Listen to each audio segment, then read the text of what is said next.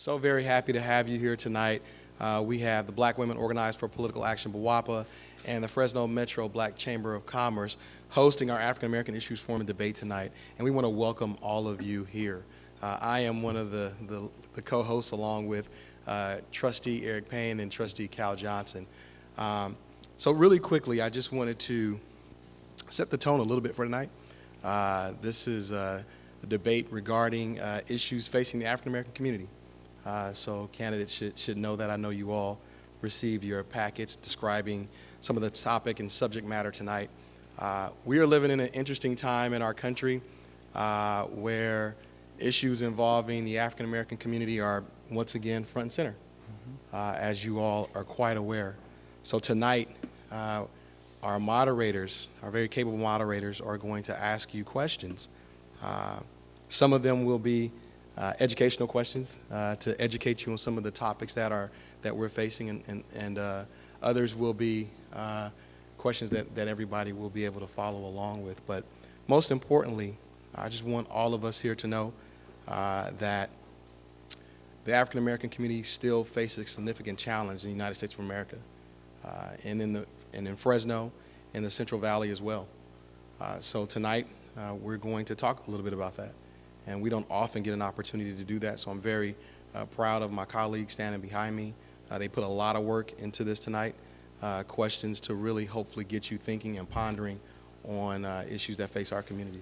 So I wish you all the best. Thank you all very much for coming and taking time out of your very busy schedules to be with us tonight and answer a few questions. And with that, I welcome all of you, and I turn it over to our moderators, Shrayla Nicholson and Tate Hill.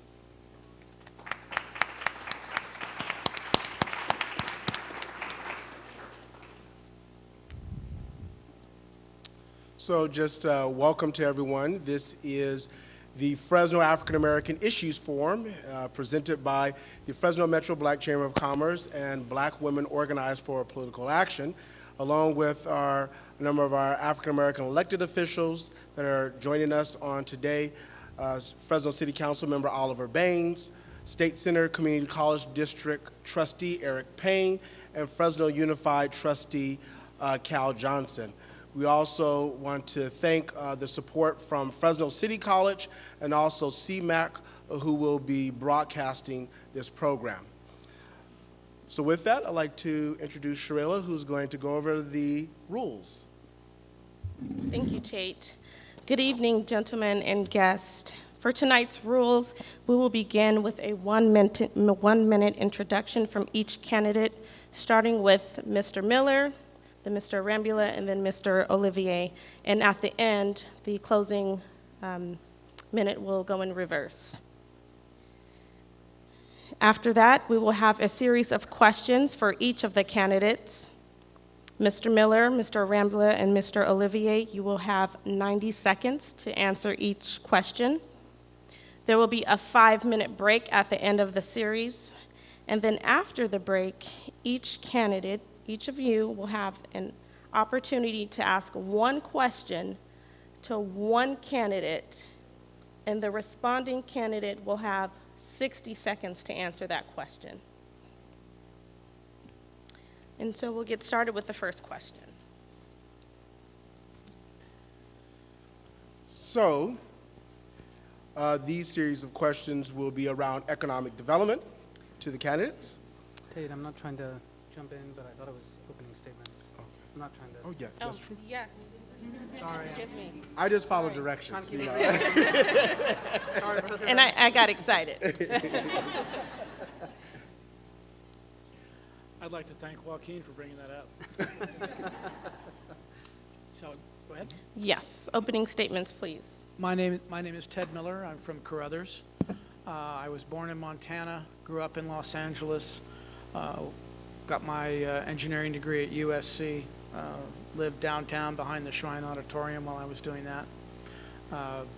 Worked for Hewlett-Packard and became involved in aviation, went back to school, got an MBA.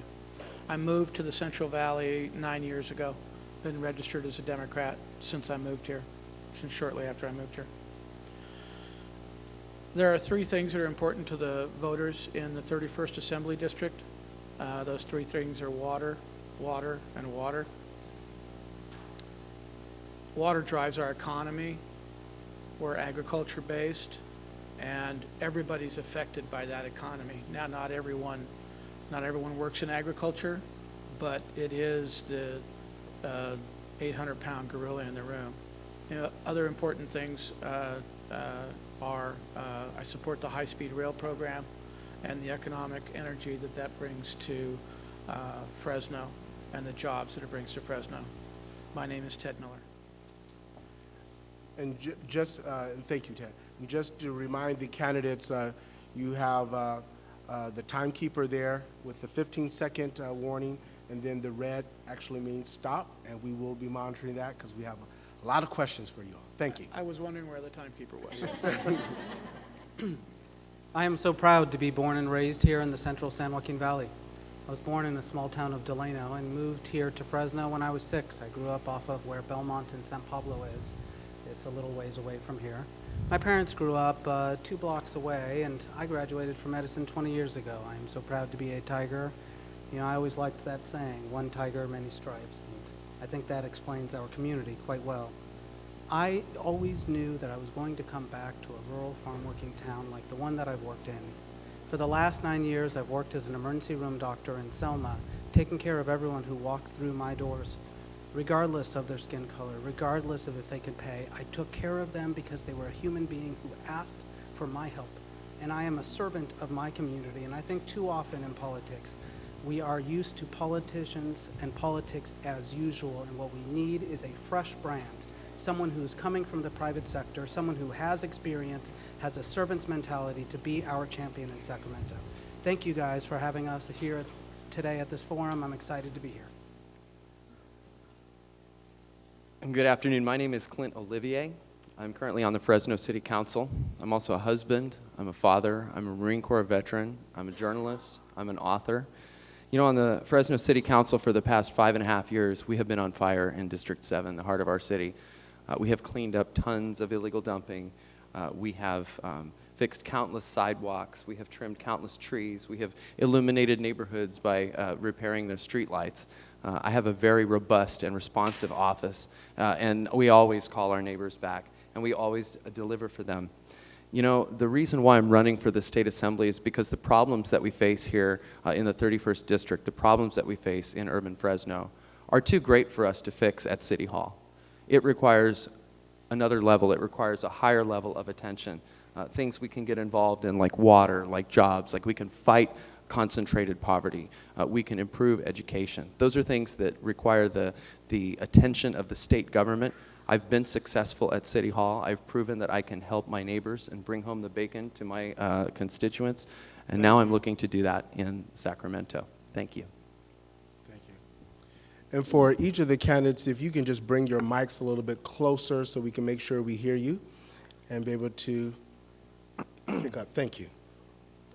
So back to that first question around economic development.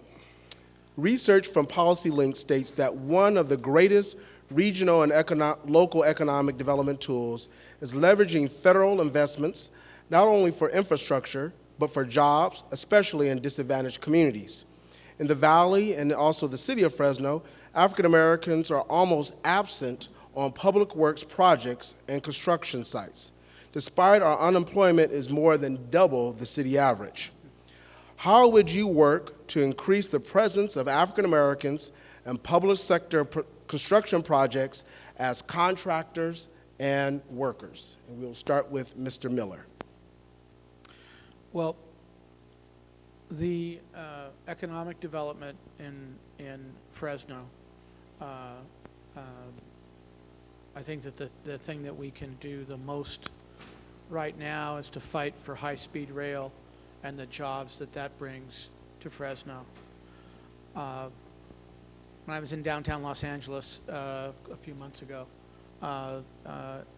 there's a large skyscraper project, and there were signs at street level around the project.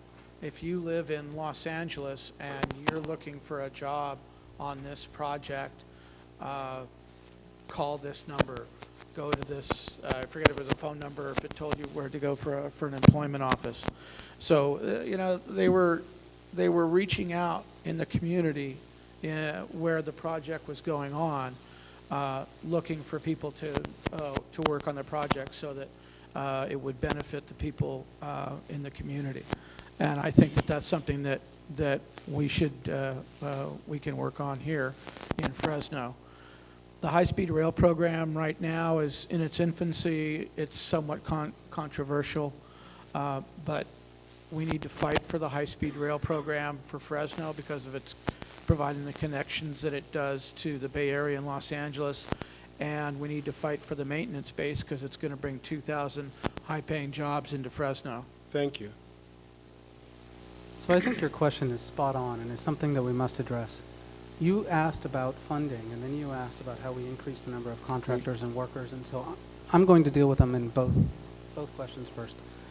What I will do at the state level is increase the percent of cap and trade dollars that comes back to disadvantaged areas just like ours. I want that point to sink in.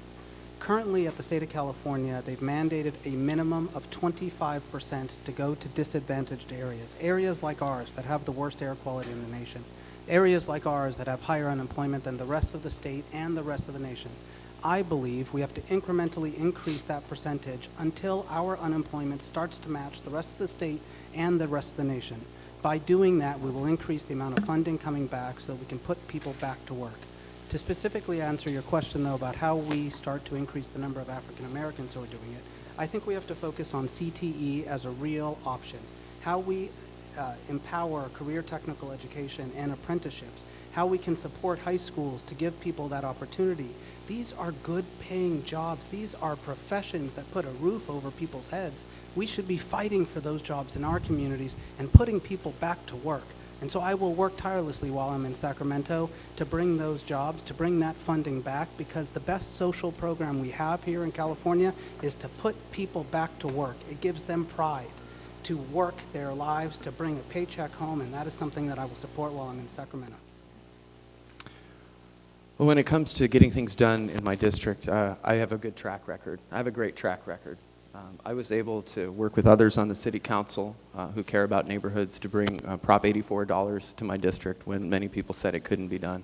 We brought Prop 84 dollars to our district. We built Martin Ray Riley Park in a disadvantaged neighborhood, and we delivered it on time, and we delivered it under budget, and that's a source of pride for me. So I have experience securing dollars. In that case, it was state dollars, but I absolutely understand the nuances of navigating a bureaucracy and bringing money into the district, and I believe that that's an important part of what we're trying to do here. I also agree that we need to have a workforce that's prepared. That's why I support career technical education. I sat on a committee and continue to do so to find a site to set up a school for vocational education so that we can have a workforce that's ready to go when these kinds of projects do come. And I also believe that the cutting red tape in Sacramento has a role to play in all this, enabling people to start their own jobs, or start their own businesses and provide for their families on their own terms. But to speak directly to the question about how to increase the involvement of African Americans, I believe that it's going to take meeting with community leaders and meeting with groups like this and BWOPA and meeting with the Black Chamber and understanding the nuances of how to get people into these projects and into these jobs. So community involvement is very key to getting that done. Thank you. All right. Our next question, just as a follow-up to that, is Fresno is challenged with having undertrained individuals for the current and future job opportunities. What policies or strategies will you deploy to increase training dollars to impact African American underemployment and unemployment? We'll start again with Mr. Miller. I think that one of the areas where we can improve in education at the middle school and high school level is to provide a path for people to get more career training or fundamental, training, working with your hands. We had auto shop and various other various other education opportunities when I was growing up that have gone by the wayside as we've implemented the No Child Left Behind system that I think I know that we've abandoned at this point. There needs to be options, educational wise, in middle school and high school for people that want to get trade training so that they can develop skills that are going to allow them to have opportunities. We've done a pretty good job of working on the college prep aspect of education in our system.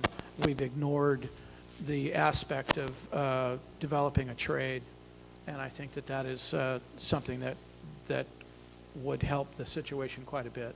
Thank you. Can you repeat the question again, Tate? Yes, the question is, what policies or strategies will you deploy to increase training dollars to impact African Americans who are underemployed or unemployed? So, I've talked about this a few times on the campaign trail, but it's a passion of mine, and it's something I will continue to talk about until I can get it passed. I was a Head Start kid. I came from very humble beginnings. I really believe that early childhood education is the trick to getting our kids a proper education and giving them a chance. What I see too often happening in our communities is kids are getting behind. And once they get behind, they never quite catch up. And so I believe we have to start earlier to give our kids a chance to get them socialized, to get them used to learning, to learn their letters. And so I think when you first asked about it, my first thought was funding for early childhood education helps to prepare. But I want to take a slight tack.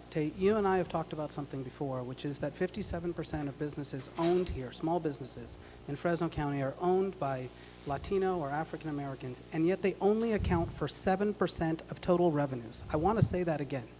57% of the businesses are owned by black or brown people, but 7% of the profits come from those same businesses. That is not a system that is working for our African American or Latino communities, and we must find ways to support businesses so that they can create a profit. When you look at unemployment and underemployment, I think by empowering people to be business owners, by having them be the owners of their small business and reaping those profits, we can start giving people a career and a profession, and that is something we should encourage.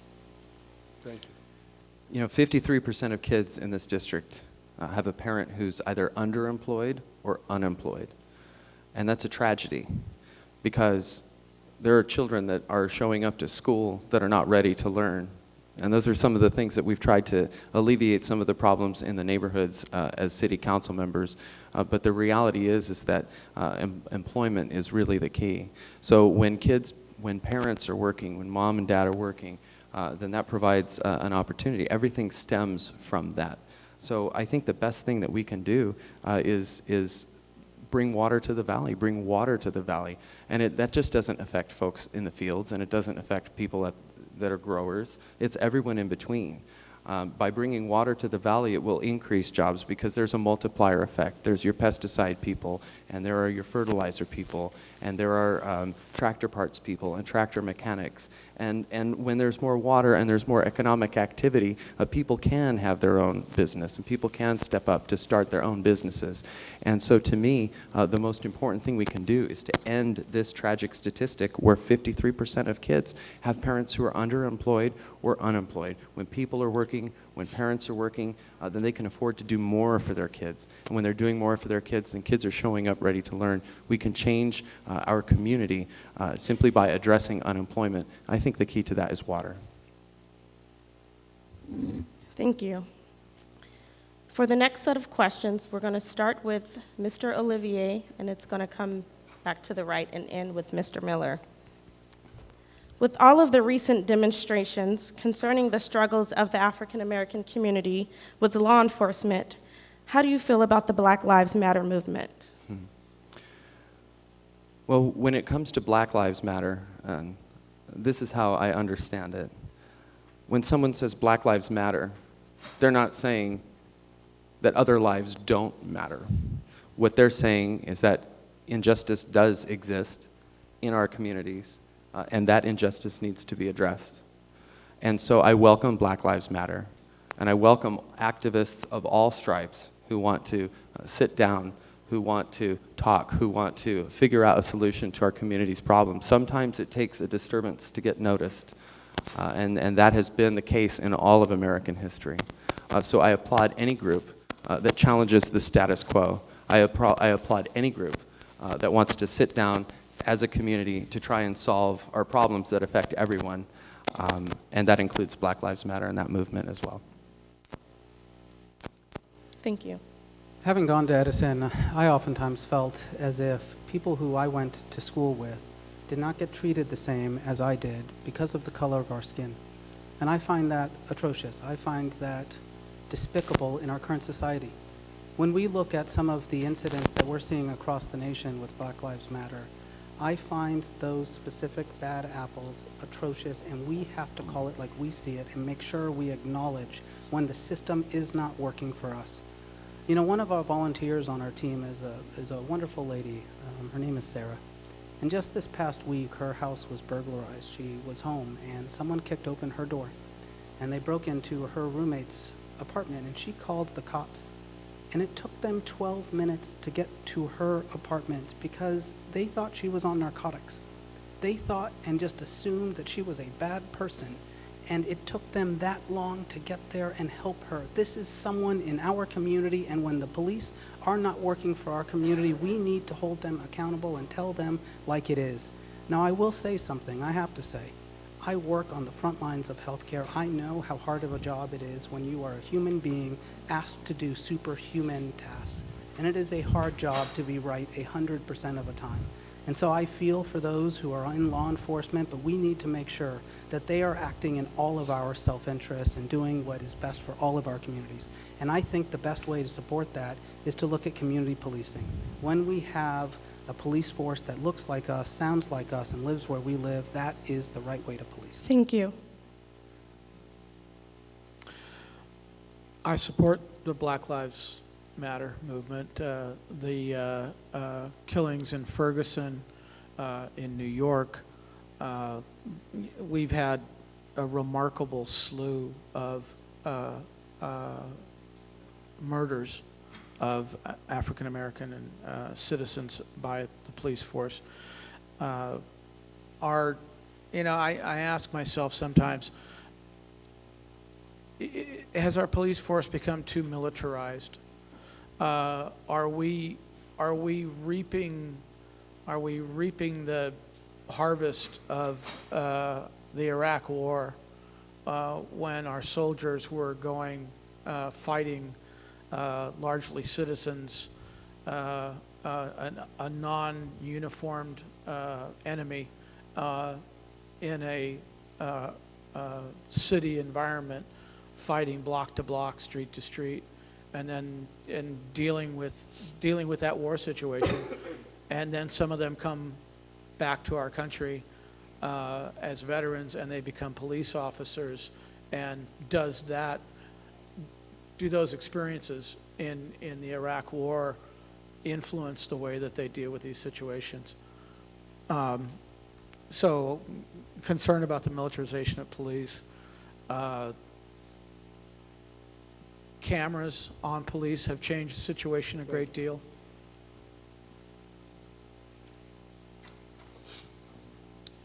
So our next question deals with business. Minority businesses comprise more than 50% of the local businesses in Fresno County, but as was said earlier, account for less than 10% of the business revenue. The California High-Speed Rail has awarded less than 5% of its contracts to African Americans, and the city of Fresno does less than 10% of its business with minority and women contractors and firms. What is your plan to increase contract outcomes for minority firms, and please provide specifics? We'll continue with Mr. Olivier and then down to Mr. Miller.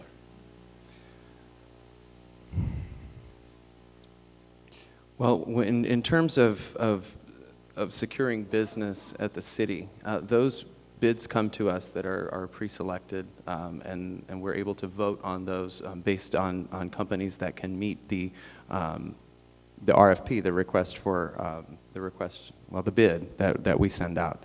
And so I think that it's important that in terms of specifics, that's something that I'm going to need more education on. I think that it's also important, though, that what I said before, we make sure that businesses, minority-owned businesses and business people exist in the first place so that they can bid on those jobs. It's important that as a society that we eliminate the barriers that folks are facing when it comes to starting a small business and the kinds of regulations and the stranglehold that Sacramento has on small businesses. And so when we address those things, then we'll be in a position where minority business owners will be stronger and will be in a better place to bid on these kinds of projects. I think it's important that we have diversity in bidding. I think it's important that we have diversity in the companies that are working on the projects for our government agencies. In terms of specifics, I would take any opportunity offered by this group or any other to become more educated on this topic. But I absolutely believe that there's more that we can do in terms of economic development to make sure that minority business owners are able to respond to these kinds of bids and get that kind of business. Thank you. So I've started by talking about it again, but I do think it's important when we're talking about bids that we've created a pipeline to make sure that people are appropriately trained so that they can get these contracts. That all starts with career technical education and how we can funnel people into good paying careers. This is more than just a job. What I want us to focus on is that 72% of those of us in Fresno County do not graduate from college, and yet we still have families. We still have needs. We still have to put roofs over our heads. At some point, having the ability to have a profession, to be a welder, to be a plumber, to be somebody who can work with your hands and have an honorable living is something that we should support in our communities.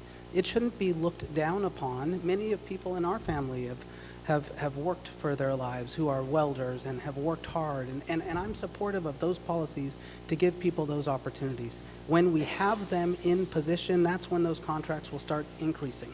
In your question, what you said was there weren't enough people who were currently employed by them to then get the contract. So first, we have to start employing more people to make sure that we then have the opportunity to award them the contracts. And that's what I would look to support, is finding ways that we can create a pipeline, finding ways that we can support career technical education, so we can give people a profession so that they can get these contracts.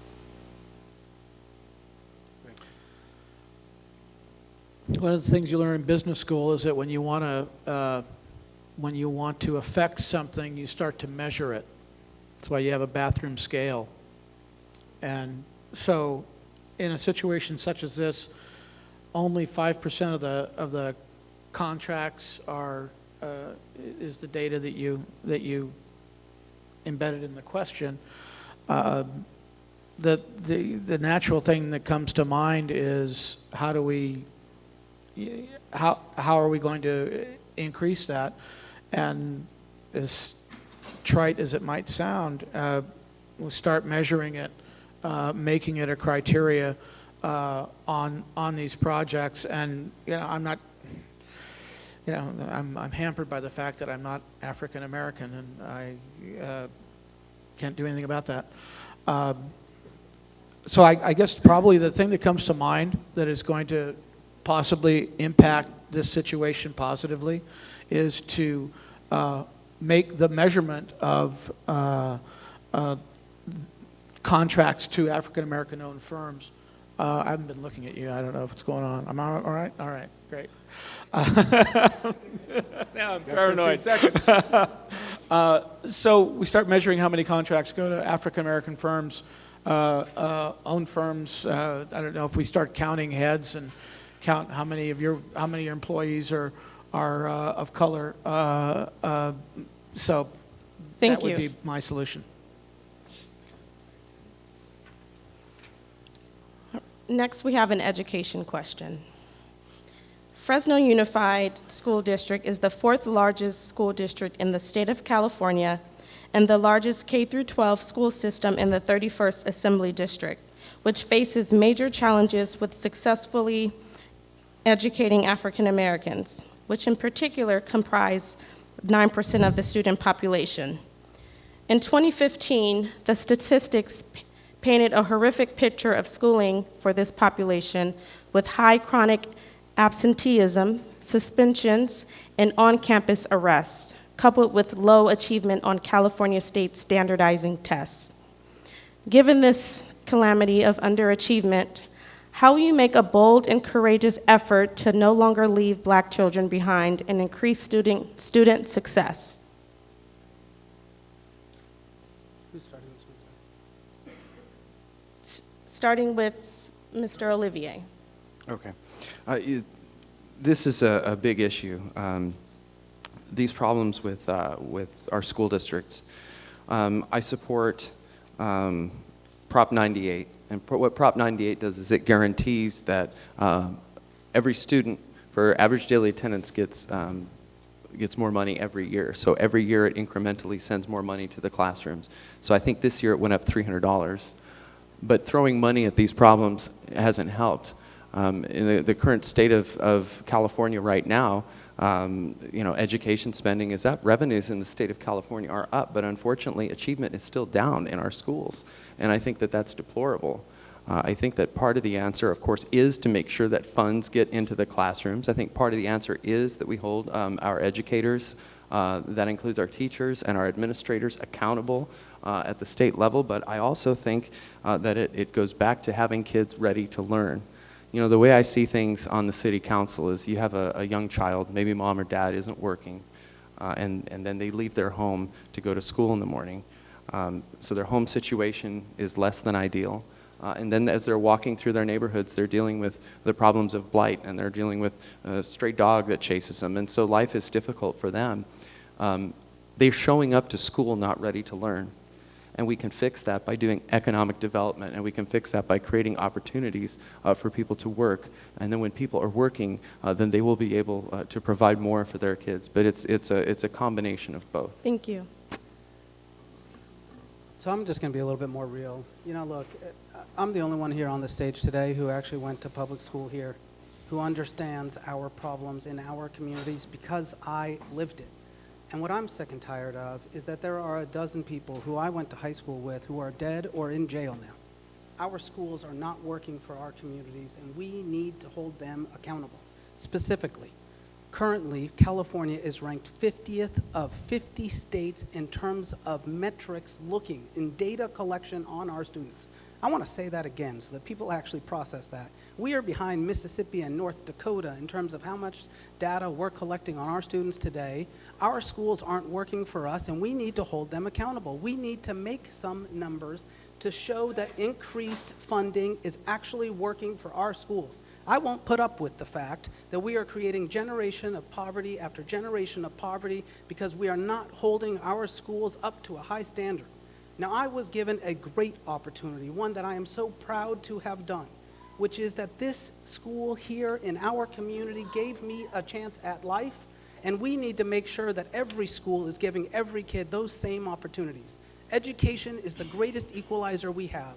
My grandparents never went to a day of school. My father was the first of our family to be born here, and I believe that education is what gave me a chance to make something with my life, and I will give every child that same opportunity.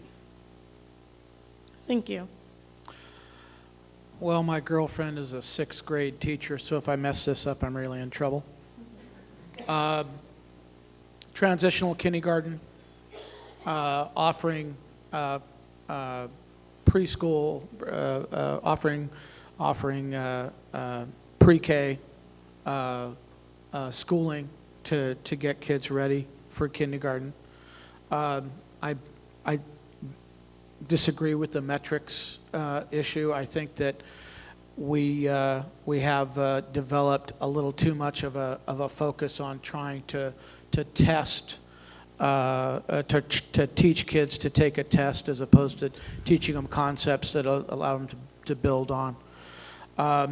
We have a system, the distance learning charter schools that have kind of invaded Fresno, and they provide distance learning opportunities, and that might work out for one or two of the thousands of students that go there.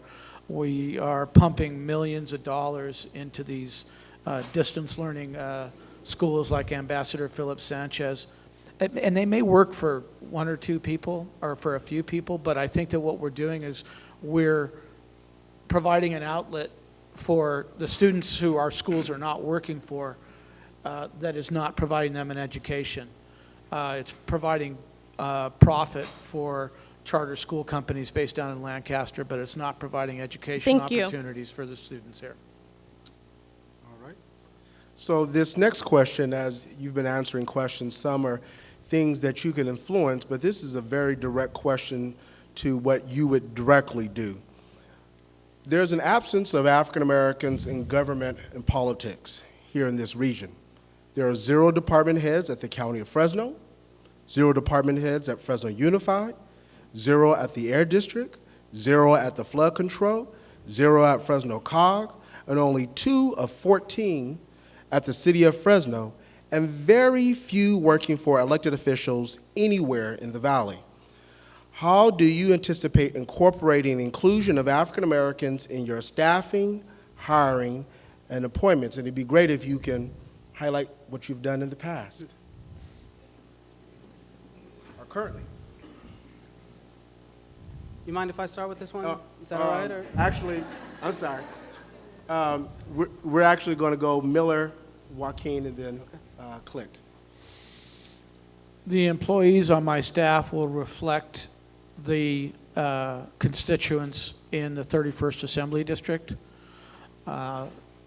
So I would, the 31st Assembly District is Fresno, south of Shields, and all the way to the South County. So we would have African American staff members, Hispanic, Spanish-speaking, bilingual staff members. As far as the positions at Fresno State, other departments in Fresno, I think I don't know if it reflects the challenges that we have at Fresno Unified, or why we're not attracting quality African American candidates in those positions. Maybe like a lot of folks, they end up leaving the area when they get their education, and they end up down in up in the Bay Area or down in Los Angeles. Excuse me, Mr. Miller. In 15 seconds, can you give us your anticipation on incorporating inclusion in the future if you were to become the next Assembly member? Okay, well, I guess, my comment regarding having my staff, the thing that I can most directly impact is, my staff that staffs my offices and interfaces with our citizens. And I replied to that. Okay, thank you. So, I'm proud to say that our staff now is hired people who work in our communities today. And yes, we have people who are African American, but I like them because they're good people. They're people who I went to high school with, people who I know who are in my community, who are good, strong voices. And I think we have to provide opportunities. I find it despicable, those stats that you were claiming earlier today, right now. I find that atrocious, that in our community we don't find better opportunities to support, because that's how people model and mentor themselves, is by following people who are in these types of public offices. That's how I followed, by looking at my father, somebody who was breaking ceilings, and we need to make sure that those same opportunities are provided to others. And so I will commit today that my staff will be representative of the district that I'm representing, which is the 31st District. Now I'll tell you, I got a little aside. I got a preference if you went to Edison, just because that's my alma mater, and I want to make sure that, if you're a Tiger, I got your back. So in many ways, I give a strong preference for Edison, but I'll hire anybody who's from our community who would represent well.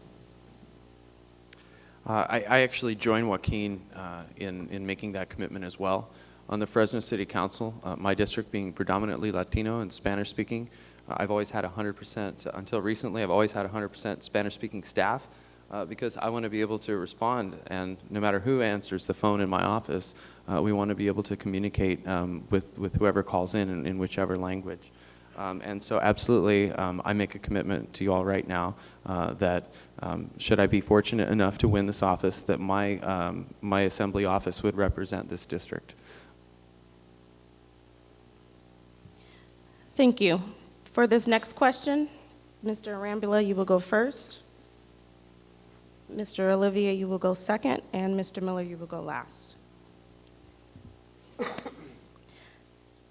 The infant mortality rate among African American babies is highest in Fresno when compared to the cities and counties in the state of California, and particularly the 93706 zip code. The death rate of Black babies is comparable to a third world country. After First Five, Fresno County and Fresno State Central Valley Health Policy Institute conducted an in-depth interviews of African American women who lost their babies. The lack of access to quality health care and a lack of proper public transportation were noted. What policies, measures, and strategies will you put in place to promote access to quality of care? So thank you for that question, and it's something that hits very close to home for me.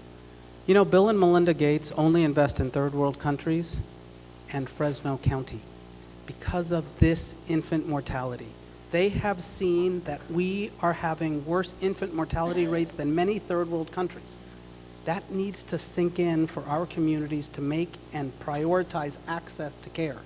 What is happening in our communities is we do not have access to mental health and substance abuse, and people in our communities are having kids die on them at triple rates of third world countries. I find that deplorable, and we must support policies that help us to destigmatize mental health issues, to start treatment of substance abuse, and start directing resources into areas. But there's something else I want to talk about the infant mortality, something that surprised me when I read that study, which is that environmental concerns are a large portion of that infant mortality as well. Our air quality, our water quality, our ability to live full lives is hampered by our environment and our community.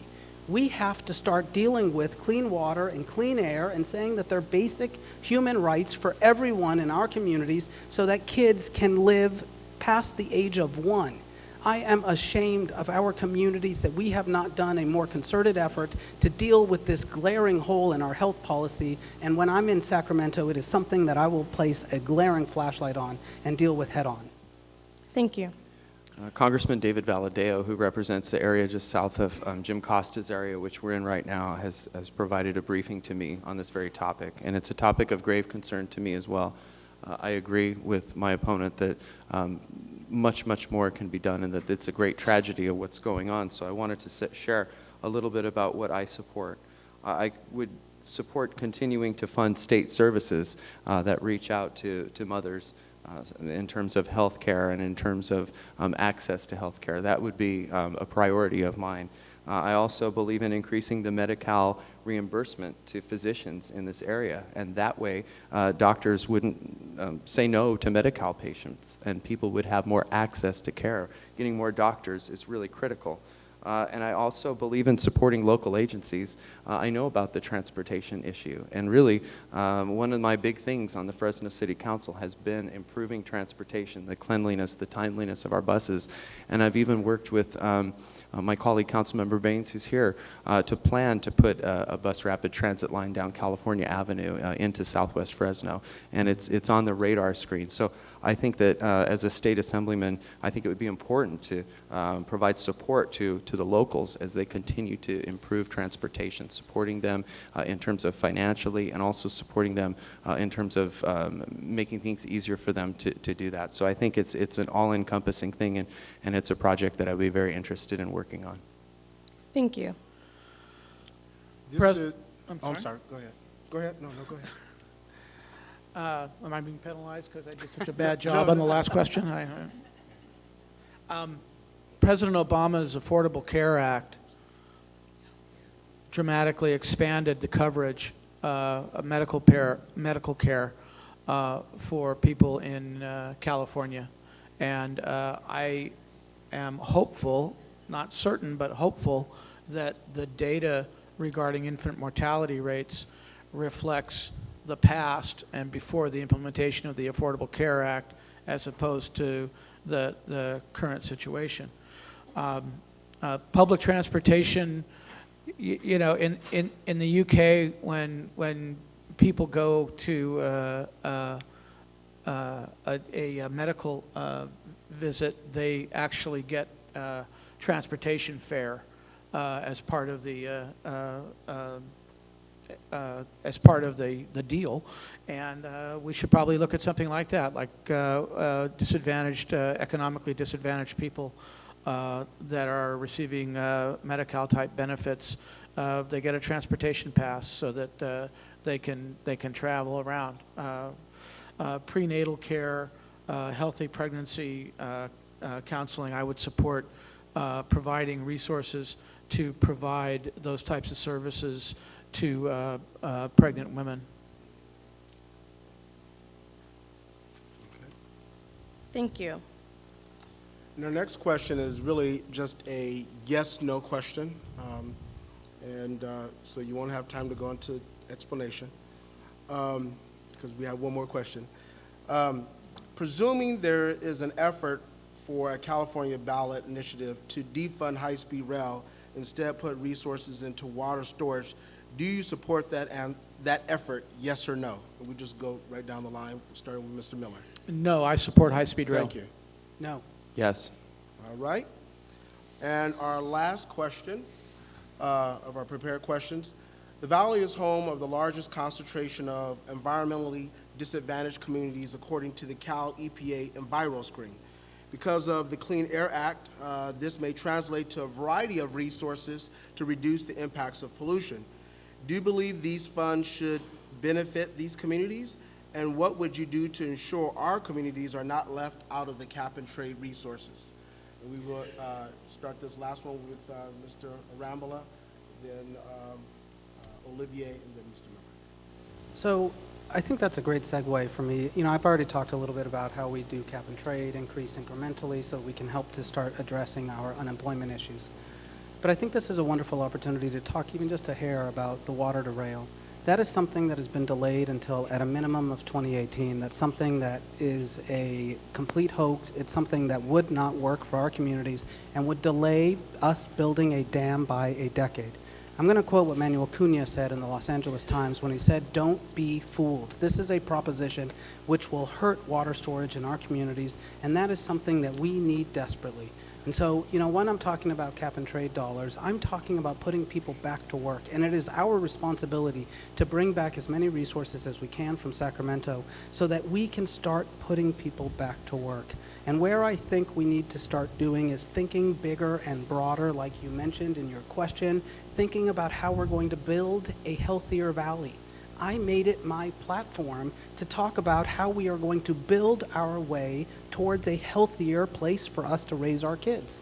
I was born and raised here. I am raising my kids here. I think it's important that we think 20, 30, 50 years in advance so that we can have a place to raise our kids, a place that we are proud to call home, so we can encourage people to want to live and breathe our air. I couldn't recruit enough doctors at the hospital I worked because they didn't want to send their kids to our schools or have them breathe our air. That is something that we need to change today so we can start dealing with tomorrow. Can you repeat the question, please? Yes. Do you believe these funds should benefit these communities? And what would you do to ensure our communities are not left out of cap and trade resources? Well, this is something that I have actually done. As a member of the Fresno City Council, we just voted for a development code that changes the way Fresno is laid out. It's going to change the way Fresno grows. It's going to reduce the amount of suburbanization that goes on that forces people to drive their cars out to far distances. We, with the passage of the development code, reduce the vehicle miles traveled. We reduce the amount of carbon emissions. And this isn't just for right now, but for generations to come. We also are working on something called transit-oriented development. And transit-oriented development done right will take cap and trade dollars to construct housing along transportation corridors. We're using money to make trails. We're using money to make walkable neighborhoods, and we're using money to improve the air quality and and thereby also the quality of life in the city of Fresno. And I'm proud of my votes on that, and I'm proud of the things that we've done at the city council, the city level, to make life better, not just for now, but for generations to come. And in terms of cap and trade dollars, I have a proven record of bringing state money home to my district and fighting to get projects built in my neighborhoods. I've been doing it for 5.5 years, and that's something that I will continue to do in the state assembly.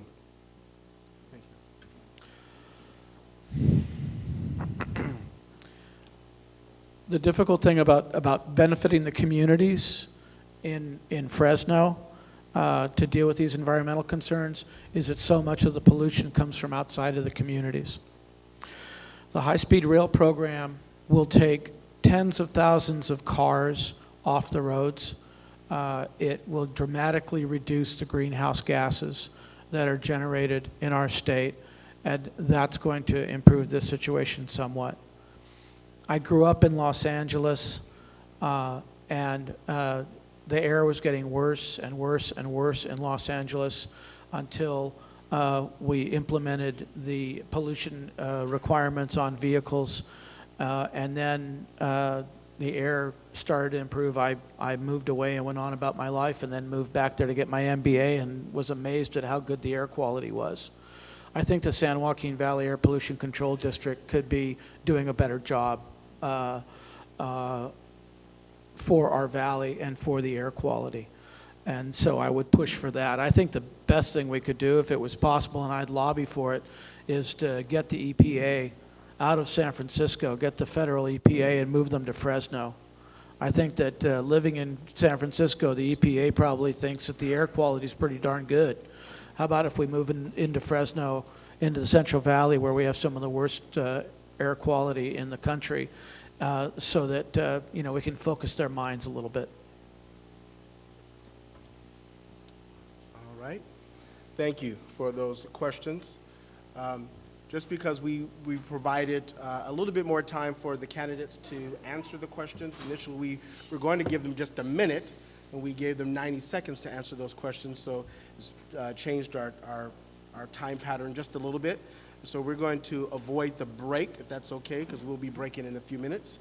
But we wanted to give you now the opportunity to ask. Each candidate will have an opportunity to ask one question to another candidate. They will have 30 seconds to ask that question, and the responding candidate will have 60 seconds to respond to that question.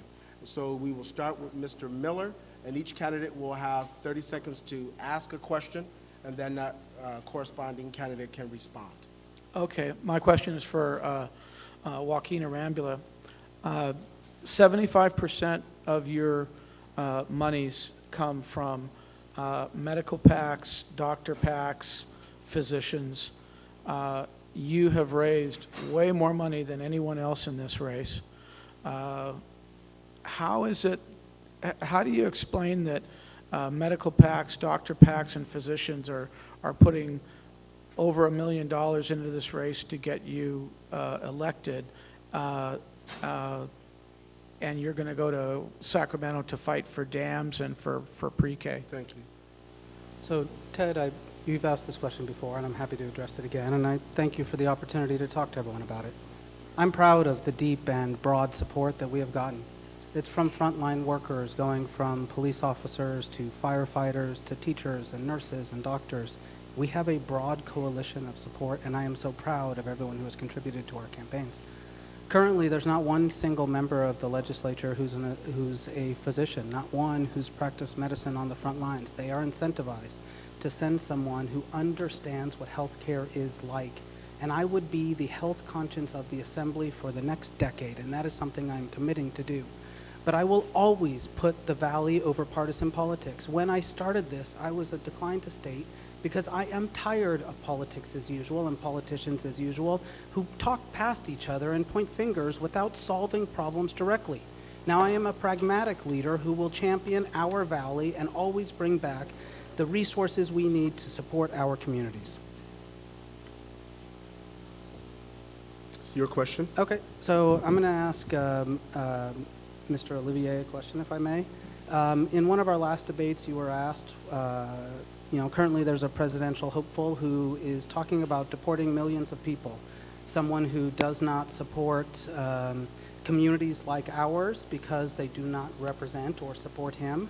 My question to you is, as a Republican, if he is your Republican nominee in November, would you vote for him, would you endorse him, and would you support him directly? I don't want you to talk around it, but be specific, please. Yes, and I thank you for the question. Donald Trump is not my candidate.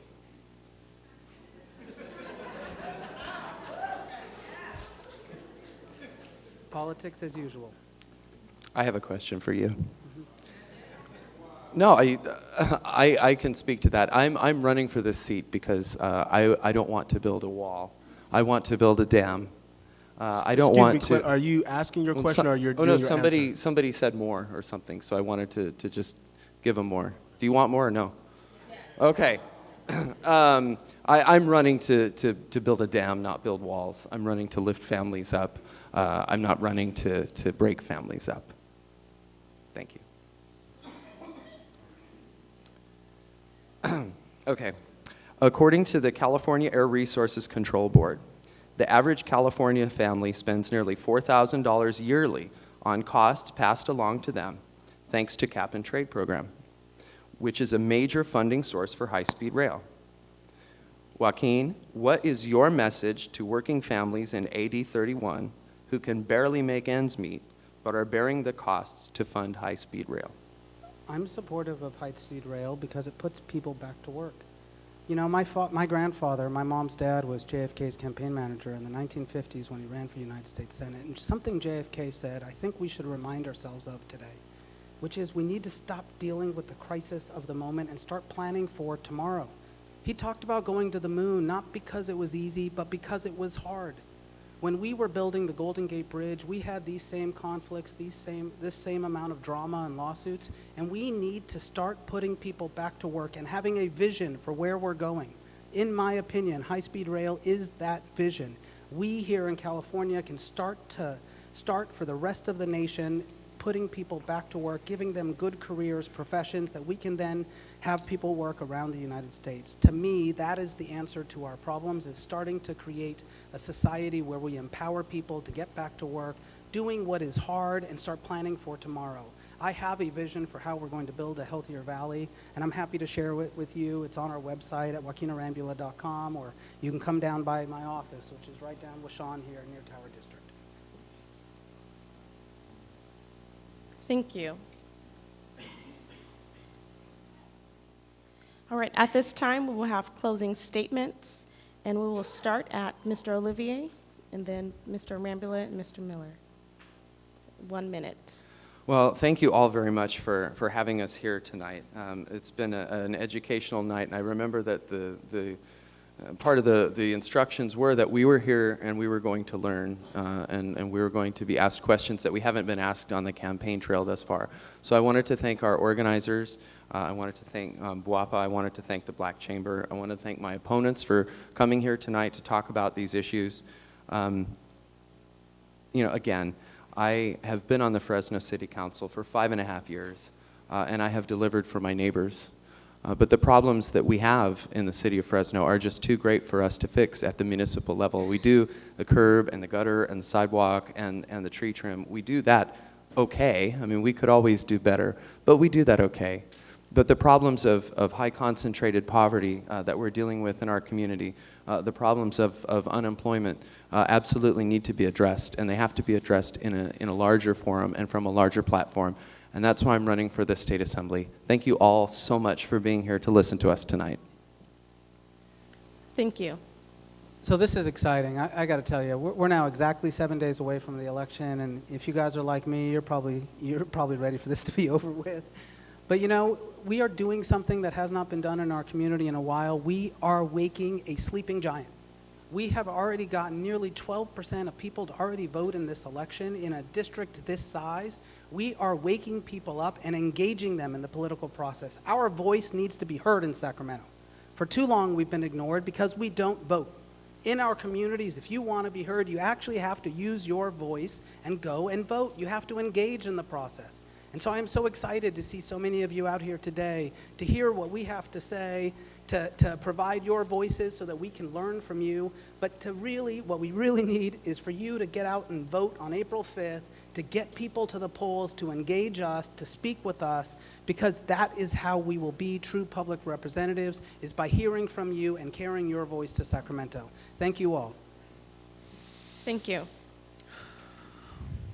I'd like to thank the Fresno Metro Black Chamber of Commerce, the Black Women Organized for Political Action, for holding this event.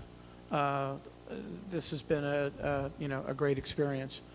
As I said, I'm an engineer with an MBA from USC. I have a tendency to look at the Fresno city and county economy as a whole. I know that the focus on water is very important for the agriculture part of our economy, and that economy drives other investment in our economy and it affects a lot of other jobs. But the high-speed rail program is also very important for our economy. And are we going to make it across the mountains to LA? Are we going to be able to cross that hurdle? I hope so. It's going to be difficult. But the jobs that high-speed rail brings to Fresno right now and the economic vitality it brings right now are critical for this area. Thank you. Mr. Miller. So with that, that concludes our Assembly District 31 forum. We want to again thank all of the candidates for answering the questions, for those that have participated in putting those questions together.